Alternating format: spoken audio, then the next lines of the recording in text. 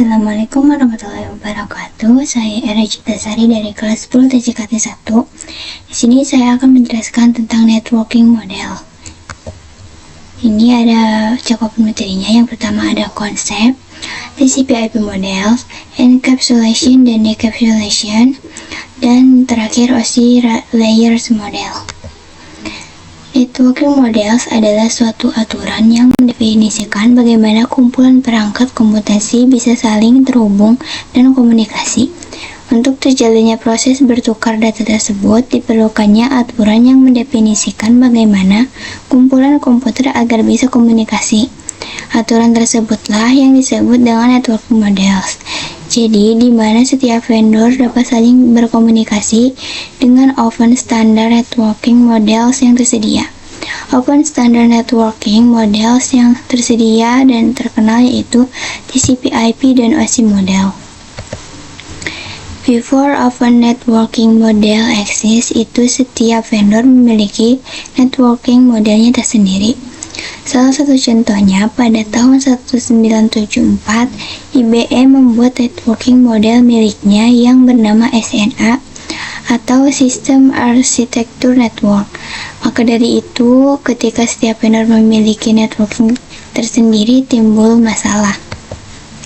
Datangnya Open Networking Model yaitu sebagai pembuka agar setiap vendor dapat saling komunikasi dan bertujuan untuk menyebarkannya antar vendor tersebut.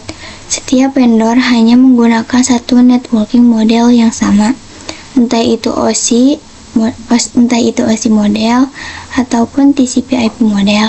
OSI model dibuat oleh Lembaga International Organization for Standardization.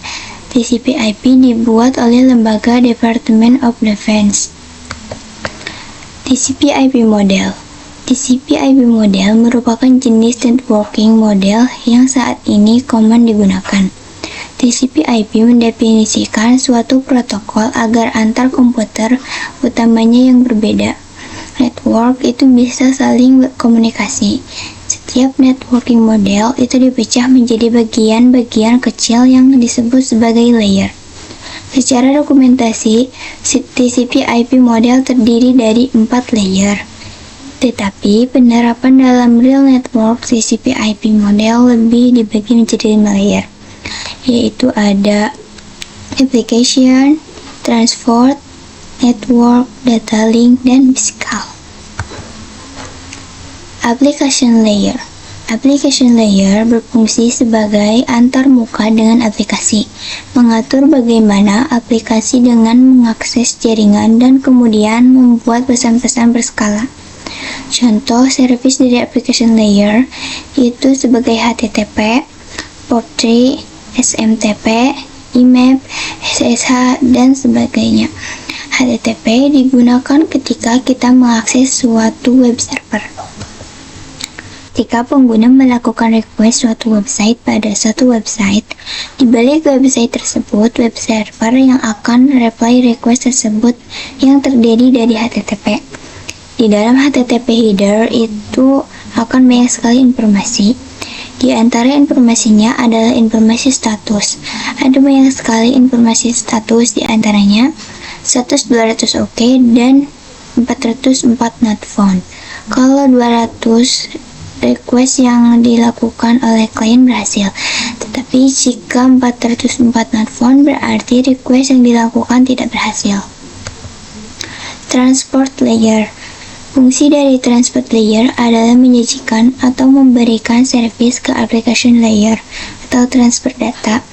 Transport layer terdapat 2 protokol yang sering digunakan, yaitu TCP dan UDP. Perbedaan TCP dan UDP agar lebih detail bisa kalian searching di Google. Salah satu mekanisme yang disediakan oleh transport layer khususnya untuk TCP itu adalah error recovery mechanism. Network layer hanya terdapat satu contoh, yaitu IP.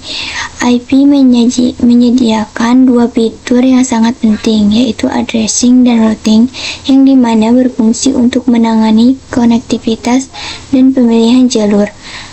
addressing itu bahwa IP address itu sendiri, yaitu memberikan nama pada perangkat di jaringan komputer. Routing itu bagian dari network layer yang bekerja layaknya kantor pos mencari rute jalan tercepat. Data link layer dan physical layer. Data link layer mendefinisikan protokol yang dibutuhkan oleh physical layer. Physical layer mendefinisikan cabling pada suatu perangkat komputer atau mendefinisikan secara fisik apa yang digunakan untuk menghubungkan antar device. Salah satu fitur pada data link layer adalah FCS atau Frame Check Sequence, yaitu Error Detection Mechanism, hanya mendeteksi error pada recovery.